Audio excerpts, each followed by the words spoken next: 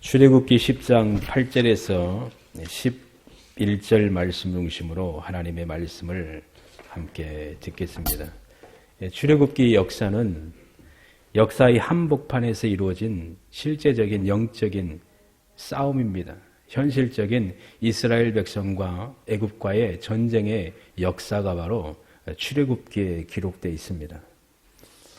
나눠서 생각할 수 있습니다. 바로와 또 모세와의 싸움일 수도 있고, 바로의 배후에 있는 악한 영과 모세 위에 계시고 그 모든 것을 섭리하시는 하나님과의 전쟁이다라고 말씀을 드릴 수가 있습니다. 이 싸움은 하나님의 백성과 어둠의 백성과의 싸움입니다.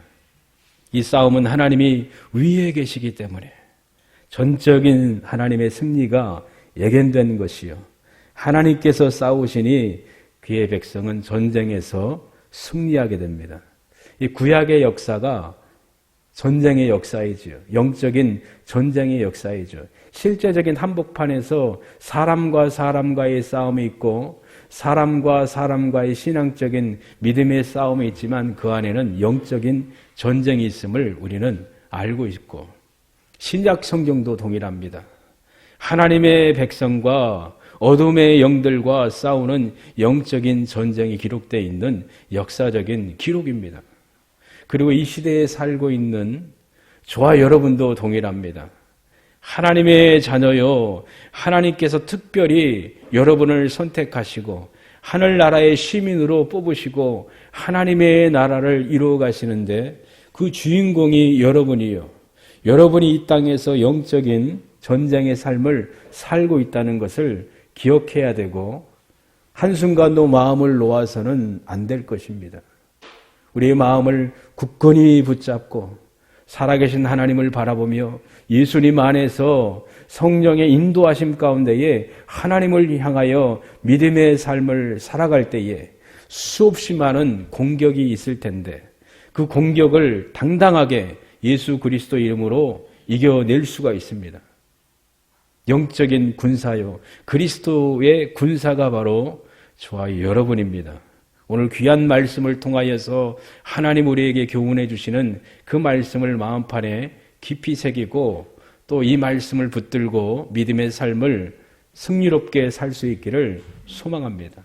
우리 아이들이 정말 귀하고 소중해요. 우리 자녀들도 소중하지요. 후손들도 소중하지요. 그러므로 이 귀한 말씀을 통하여 우리가 정신을 번쩍 차리고 주시는 말씀을 붙들고 굳건한 반석 위에 믿음의 삶을 살아가야 될 것입니다. 출애굽기에 나와 있는 이 사건은 역사적으로 보면은 강력한 군사력과 경제력으로 세상의 역사의 주도권을 쥐고 있었던 이 애굽이 나옵니다. 그 애굽의 고난 안에 자유할 자는 한 사람도 없었습니다. 막강한 군사력과 힘으로 이스라엘 백성들을 억압하고 괴롭히고 종으로 삼고 있는데 스스로 자유함을, 독립을 얻을 수가 없습니다. 살아계신 하나님만이 그곳에 임하셔서 그곳의 현장에 임하여 일하실 때에, 기적을 보이실 때에, 능력을 보이실 때에 놀라운 구원의 역사가 일어남을 우리가 몇 주를 통하여 함께 하나님의 말씀을 들었습니다. 이 애굽에서 하나님이 애굽과 애굽 왕을 벌하시기 전에 몇 번의 기회를 주셨어요. 하나님께서 이스라엘 백성들을 구원하시기 전에 애굽 왕에게 얻어맞기 전에 내 백성을 보내라 경고를 하셨어요. 그럼에도 불구하고 하나님의 경고를 바로가 무시했다는 것을 우리는 잘 알고 있습니다. 교만하고 마음이 굳은 애굽 왕은 굽히지 않고 하나님의 뜻을 거부했고 이스라엘 백성들을 괴롭혔다는 것을 성경은 우리에게 말씀해 주고 있습니다. 10가지 재앙이지요. 차츰적으로 강화되고 강력해졌다는 것을 성경을 보면은 분명히 알 수가 있습니다. 출애굽기 7장에 나와 있는 물이 피로 변한 사건, 또 출애굽기 8장의 개구리의 사건, 또 출애굽기 8장의 이의 재앙, 그리고 파리의 재앙, 악질과 독종과 계속 강화됩니다. 하나님이 치시고 남길 것을 남겨주는 거예요. 숨통을 조금이라도 튀게 하시고 살아날 기회를 주시는데도 불구하고 계속 반대하는 거예요. 메뚜기 재앙에 대해서 우리가 읽은 말씀에 기록되어 있지요. 출애굽기 10장 1절에서 20절에 기록되어 있는 말씀입니다. 또 9번째 재앙은 출애굽기 10장 말씀에 흑암에 대한 재앙이요. 마지막 12장에는 장자의 죽음에 대한 재앙임을 우리는 잘 알고 있습니다. 하나님께서 애굽이 우상했던 것들을 하나씩 벌하시고 쳐내려 가시는 거예요. 이 파리, 악질, 독종, 우박의 재앙으로 애굽 온 지역은 공포에 쌓였고 바로는 교만하여 하나님을 대항하였습니다. 살아계신 하나님께서 이 애굽에서 행하신 기적과 재앙을 통하여 이스라엘 백성들과 그 후손들에게 교훈하시기 위해서 이 역사를 이루셨다는 것을 출애굽기 10장에 보면은 알 수가 있습니다. 2절 말씀에 내가 그 가운데서 행한 표징을 내 아들과 내 자손의 귀에 전하게 하려 함이라. 너희가 나를 여호와인 줄 알리라. 아멘. 너와 너의 아들과 너의 자손이 이 일을 인하여 내가 누구인지 알게 될 것이다. 이것을 전하여 너희의 하나님이 누구신지 알아야 될 것이다 라고 말씀하시는 거예요. 자녀에 대한 신앙이 얼마나 중요하고 막대한지 우리는 성경을 통해서 알고 있습니다. 부모의 신앙이 얼마나 중요해요. 부모의 신앙도 중요하지만 우리 자녀의 신앙도 얼마나 귀하고 소중합니까? 오늘 말씀에도 하나님은 너와 너 자녀와 내 자손에게 대대로 하나님을 알게 하고 하나님이 행하신 그 일들을 깨달아 이해시켜서 하나님을 경외하도록 하시기 위함임을 우리는 오늘 말씀을 통해서 배우게 됩니다. 바로와 바로의 신하에게는 어느 때까지 네 앞에서 겸비치 아니하겠느냐. 내 백성을 보내라. 그들이 나를 섬길 것이다 라고 말씀하셨고 거절한다면 지금까지 보지 못했던 메뚜기 재앙을 내리겠다라고 말씀을 하셨습니다. 작년에 혹시 뉴스 보신 적 있어요? 인터넷 보신 적 있지요? 아프리카, 중동 그리고 중국까지 거쳐서 메뚜기 떼가 휩쓸어 가는 것 보셨지요? 어떤 사람이 메뚜기를 찍었는데 요만하더라고. 메뚜기가 사진 이래 보니까 찍어놓은 거. 야, 그게 어마어마한 메뚜기 떼들이 한번 휩쓸고 가면은 초토화됩니다. 아무기에 보이지 않았다고 그래요. 껌껌하고 그리고 그 메뚜기 떼들이 한번 지나가면은 거의 8,600억 마리 이상이래요. 한 번 휩쓸고 가면은 뭐 송아지 그냥 8마리 한 번에 순식간에 그냥 그리고 인터넷에 보니까 거의 한 9,000인분의 그 식량을 채소를 한 번에 하루에 다 휩쓸어가 버린다는 거예요. 비행기도 나를 수 없지요. 사람도 거닐 수 없지요. 막대한 피해이지요. 그러나 이보다 더 강력한 하나님의 심판이 애굽 땅에 이루어졌다는 것을 우리는 알고 있습니다. 하나님이 메뚜기의 재앙으로 다 덮을 것이다. 어둡게 암흑 가운데 있게 할 것이다. 우박으로 인하여 피해받은 것, 그 외에 살아났던 그 모든 식물들, 이 메뚜기로 인하여 다 사라지게 될 것이다 라고 하나님이 무섭게 경고하셨어요. 애굽 왕은 이 말을 가볍게 여기고 더욱 마음을 강팍하게 했습니다. 그러나 애굽의 신하들은 두려워 떨립니다. 두려워 벌벌 떨지요. 왜냐하면 하나님이 행하신 그 일들, 기적들을 봤기 때문에 이 피해가 정말 막중함을 알기 때문에 바로에게 신하들이 말합니다. 어느 때까지 이 사람들이 우리의 함정이 되리이까?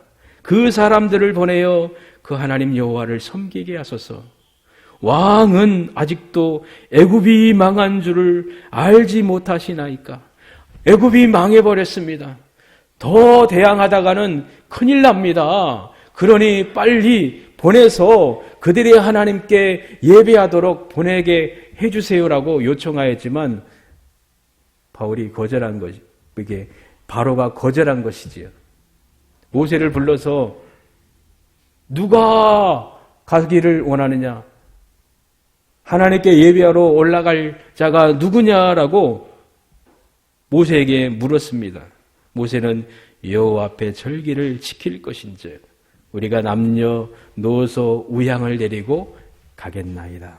이것은 모세의 말이 아니라 하나님의 명령이에요. 하나님이 명하신 대로 다 끌고 가겠습니다. 그때 바로가 반대했지요. 오늘 말씀을 우리가 읽었지요. 어린 것들을 보내지 말라. 어린 자녀들을 보내지 말고 너희 남정만 가라. 성인만 가라는 것이지요. 아이들은 애굽에 남겨놔라. 바로가 제안한 게 뭐지요? 첫 번째, 이 애굽 땅에서 너희 하나님께 예배해라. 제사해라. 절대 그럴 수 없습니다. 그리고 또 두 번째는 뭐지요? 너무 멀리 가지 말라. 애굽 가까이서 있어라. 그것도 안 되니까 이제는 하나님의 무서운 심판으로 인하여 두려워 떨었지요. 협상합니다. 아이들은 놔두고 너희들만 가라. 너희들만 가라. 그리고 모세를 쫓아내지요. 세상의 사상과 생각, 머물러 있는 것은 무서운 것입니다. 애굽에 거하는 것과 같습니다. 끊임없이 악한 영은 사단은 이것을 가지고 성도를 공격합니다. 우리 아이들을 공격합니다. 애굽 안에 있으면 바로의 통제와 애굽의 사상 가운데 거하기 때문에 하나님을 진정으로 믿고 따를 수가 없습니다. 예배할 수가 없습니다. 참된 성도는 하나님 안에 거하는 귀한 자녀입니다. 소유권이 누구에게 있지요? 하나님께 있습니다. 너 어디에 소속되어 있니? 라고 물어보지요. 소속이 어디야? 소속이 어디야? 어디에 속해 있어? 너의 시민권은 어디에 있어? 물어보면은 저는 어디 중학교예요. 몇 학년 몇 반? 2학년 몇 반 몇 번이에요. 아니면 양평에 소속돼 있어요. 대한민국에 소속돼 있어요. 그런 질문을 하는 의도가 이 땅의 소속을 말하는 것이 아니라 너의 생명에 네가 영원히 거할 그곳이 어디냐라고 묻는 것이지요. 우리의 시민권은 어디에 있습니까? 하늘에 있습니다.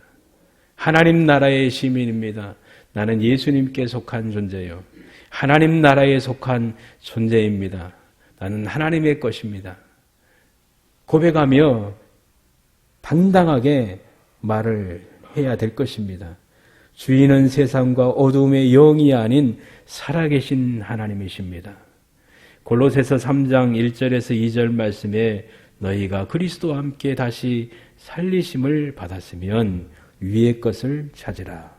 거기는 그리스도께서 하나님 우편에 앉아 계시느니라. 위의 것을 생각하고 땅의 것을 생각지 말라. 얼마나 아름다운 하나님의 말씀입니까?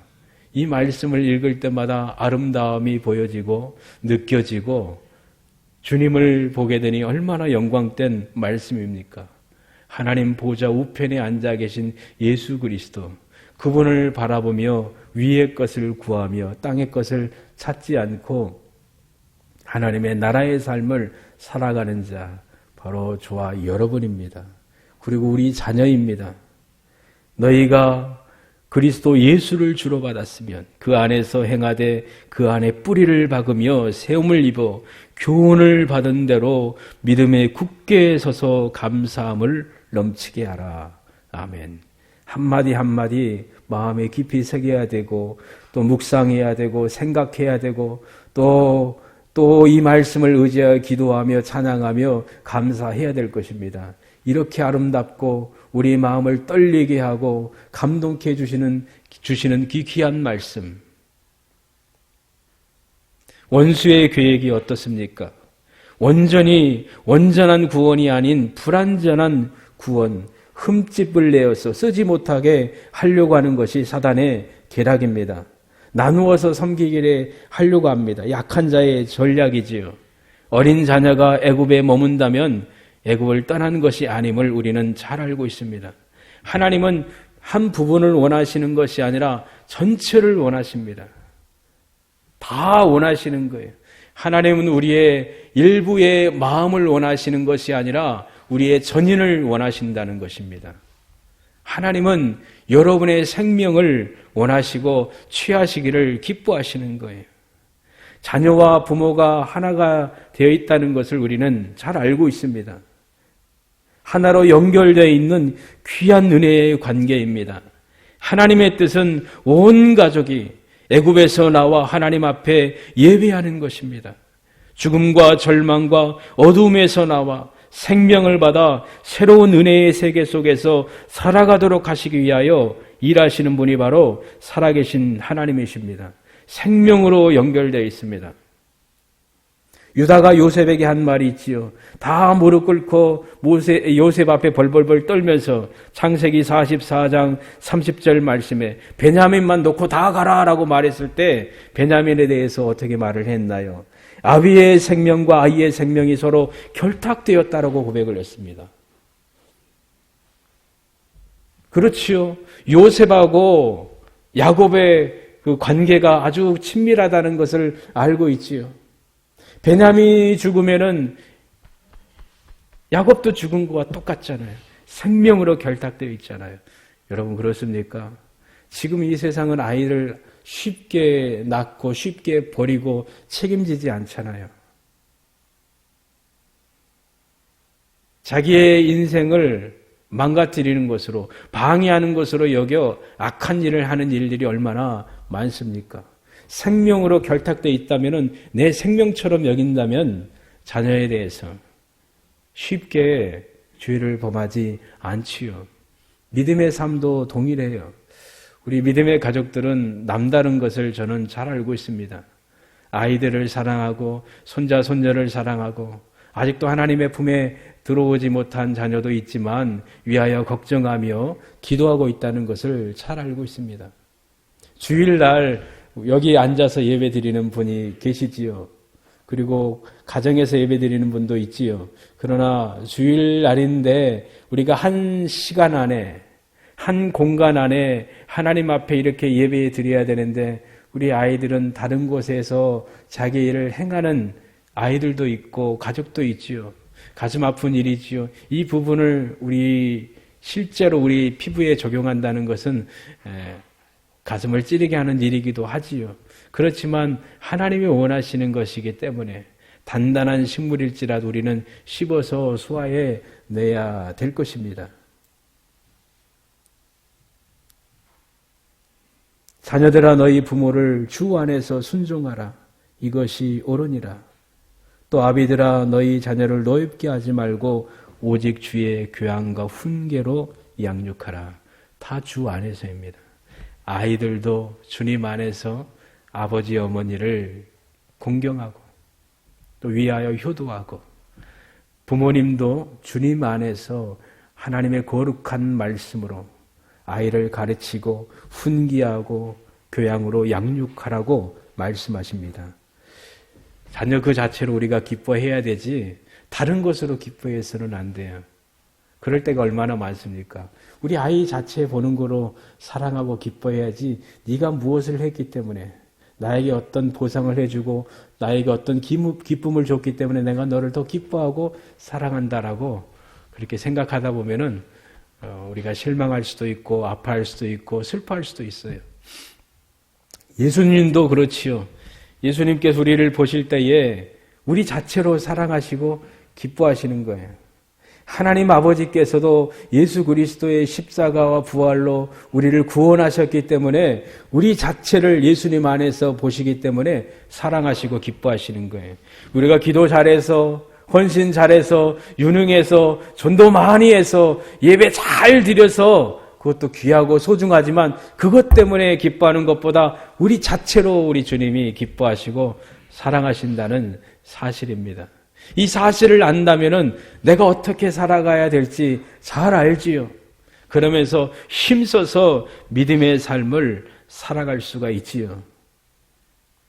우리 자녀들이 애굽에 머물러 있지 않도록, 애굽에서 나와 함께 하나님을 예배할 수 있도록 우리가 힘써야 될 것입니다.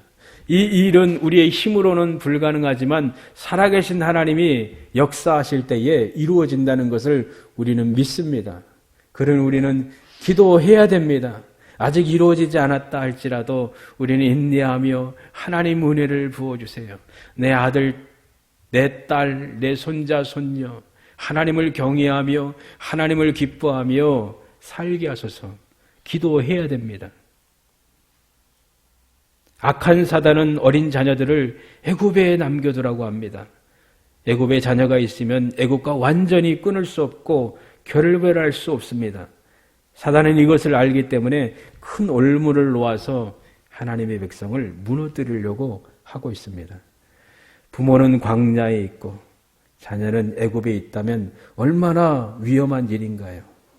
살아계신 하나님은 이 부부가 하나가 되게 하셔서 자녀를 낳게 하시고 자녀와 부모가 하나가 되어 하나님을 경외하도록 예배하도록 명하십니다.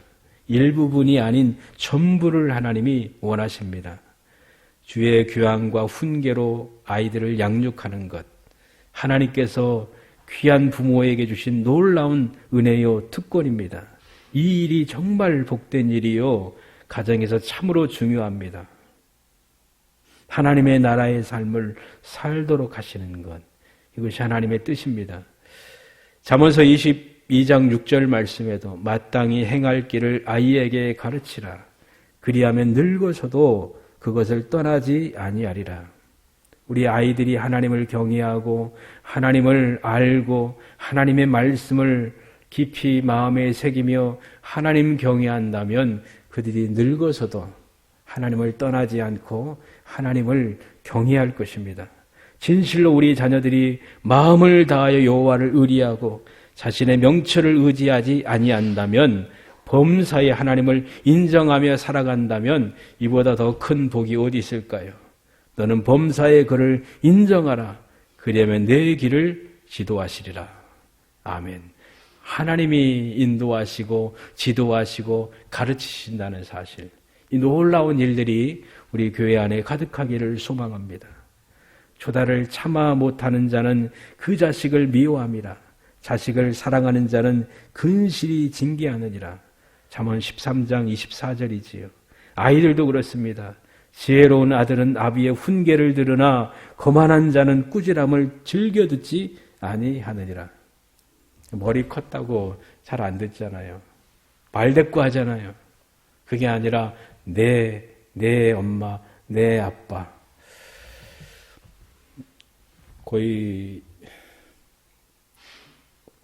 40년 이상 살아오면서 47년 살아오면서 어렸을 때는 철없이 그냥 투정도 하고 또 땡깡도 부리고 그랬지요. 그러나 철 들고 나서는 철도 일찍 들었지만 부모에게 함부로 한 일이 없습니다. 어머니의 말에 토를 달거나 뭐라고 한 적도 없습니다. 함부로 하지 않았습니다. 순종했습니다. 그리고 어머니의 말을 소중히 여겼습니다. 제가 그렇게 살았어요. 그래도 감사하게 부모님을 귀하게 여기고, 어머니 생각하면 이 가슴에 떨림이 있고, 부모에 대한 그 마음, 자녀를 위해서 많은 것을 주고 싶었지만 주지 못한 현실로 인하여 아파했던 미안해하는 그 마음도 알고 있기 때문에 미안해할 필요도 없어요. 낳아주시고 기도해 주시고 지금도 기도해 주시고 걱정해 주시고 아껴주시는 그 부모님의 마음 위에서 기도해 주고 있는 그 마음 이루 헤아릴 수가 없습니다. 영적인 아비는 누굽니까? 목사님이지요. 우리 원로 목사님, 우리 사모님이지요.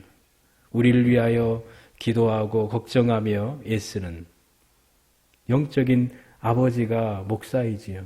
어린 저이지만 저도 하나님이 세운 권위로서 여러분에게 말씀을 전하고 교훈하고 또 위에서 기도하지요. 걱정하지요. 아마도 여기 앉아 계신 분들 서로 우리 옥천교회에 속한 분들 365일 매일마다 생각하면서 기도하면서 걱정하면서 마음에 늘 담아두고 사시는 분 많지요? 그리고 원로 목사님이나 사모님은 평생 여기서 여러분만 생각하시고 지금도 여러분만 생각하시고 저도 생각해 주시고 저도 그래요. 하나님 앞에서 진실로 여기 계신 분, 또 미국에서 있고 멀리 출장가 있는 분, 병원에 누워 계신 분, 또 수술하셔서 치료 중에 있는 분 늘 생각을 하는 거예요. 우리 옥천중앙교회를 늘 생각하며 사는 거예요. 저도 여기 온 것은 우리 교회만 생각하고 우리 성도님들만 생각하고 위에서 기도하고 딴 마음 품지 않고 사는 거예요. 그게 제 마음이고 이 마음이 변하지 않고 우리 인터넷을 통하여서 우리 아이들, 우리 집사님들도 함께 예배드리는데 이 일이 주님 날아가는 날까지 아름답게 이루어지고 풍성한 열매가 맺혀지기를 간절히 소망합니다. 자녀의 신앙의 부분은 참으로 우리 믿음의 삶의 현실적인 부분입니다. 그러니 우리는 늘 기도하고 마음에 두며 살아가야 될 것입니다. 이것이 생명이지요. 생명으로 나왔잖아요, 부모님들. 목숨 걸고 나왔잖아요. 하나님을 경외하고 우리 주님을 알고 사랑하고 말씀으로 선한 믿음의 삶을 사는 것. 하나님의 인도하심 가운데, 성령의 인도하심 가운데 사는 것. 최고의 복이요, 상급이요, 특권이요. 내 삶의 최우선이 되어야 된다는 이 사실을 늘 기억하며 살아가야 될 것입니다. 주님의 날을 소중히 여기고 주일에 하나님께 정성을 다하여 예배하며 우리 자신이 해야 될 믿음의 도리를 기쁨으로 마음껏 행하는 것. 우리가 앞장서서 아이들에게 본을 보여주며 살아가야 될 것입니다. 나를 존중히 여기는 자를 내가 존중히 여기고 진실로 우리가 하나님을 존중히 여긴다면 하나님께서 우리를 더 존중히 여겨 주실 것입니다. 우리를 귀하게 여기시는 하나님, 하나님을 경외하고 사랑하고 하나님 말씀에 무릎 꿇고 철저하게 순종하며 살아간다면 하나님께서 그것을 보시고 얼마나 기뻐하시며 말할 수 없는 은혜와 복을 부어주실까요? 이 귀한 말씀이 우리 아이들이 진지하게 받아들일 수 있기를 바랍니다. 하나님 앞에서 함부로 행하거나 방종하거나 어리석어서는 안 됩니다. 악한 사단은 자꾸 우리 아이들을 애굽에 묶어두려고 합니다. 악한 사단들은 자녀들의 신앙에 간섭하지 말라고 우리에게 말합니다. 왜 아이들을 괴롭히냐고. 간섭하지 말라. 세상적인 법을 이용해서 믿음의 관계를 끊어내려고 합니다. 무섭지요. 제가 중학교 교과서를 잠깐 살펴봤죠. 우리 어머님들 보시나요? 우리 아이들 책 한번 봤지요. 보통 일반적으로 세계적으로 A, D, B, C로 나눠서 역사를 이렇게 구분하잖아요. 그런데 이거는 서양적이다, 기독교적인 그런 배경하에 이루어졌기 때문에 그렇게 해서는 안 된다라고 그거 뒤집어 놓으려고 그래요. 역사책이 그렇더라고요. 얘들 양평중학교 교과서가. 얼마나 많은 사상을 집어넣습니까? 정치적인 성향은 있지요. 좌든 우든 중도든 그래요. 중요하고 신념이 있지요. 그렇지만 하나님 말씀 가운데는 좌우가 없고 하나뿐이 없습니다. 하나님이 이것이다라고 말하면 이것이요, 아니다라고 말하면 아니다라고 우리가 말할 수 있어야 됩니다. 하나님의 말씀을 가볍게 여기기 때문에, 무시하기 때문에 이런 일들이 일어나는 것이지요. 절대적인 하나님의 말씀입니다. 신약과 구약은 하나님이 주신 성령께서 그의 종들을 통하여 주신 거룩한 하나님의 말씀이다라고 확실하게 믿고 하나님의 권위를 인정한다면 이 말씀에 철저하게 순종할 수밖에 없습니다. 근데 세상의 역사는 아니지요. 자꾸 거슬러 올라가려고 하고 성경은 죄라고 말하는데 그 죄는 죄가 아니다라고 법을 만들어서 마음껏 죄를 져라. 이 세상의 모습이다라는 것을 우리는 알지요. 그렇지만 우리 아이들이 하나님 말씀에 바로 있다면 흔들림 없을 것입니다.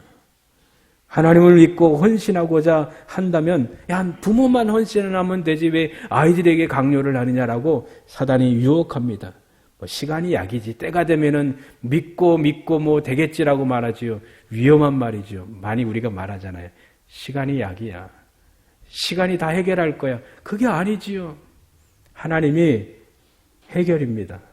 살아계신 하나님이 해결입니다. 시간으로 안 돼요. 하나님만이 행하셔야 돼요. 수백 년, 수천 년이 걸려야 될 그 일, 하나님은 1초에 행하실 수 있는 능력이 하나님입니다. 400년 이상 애굽 종살이했던 그것에 자유를 얻을 수 있는 그 일은 도저히 불가능합니다. 그러나 하나님은 짧은 시간 안에 이루셨다는 것을 출애굽기 말씀을 통해서 알 수가 있습니다.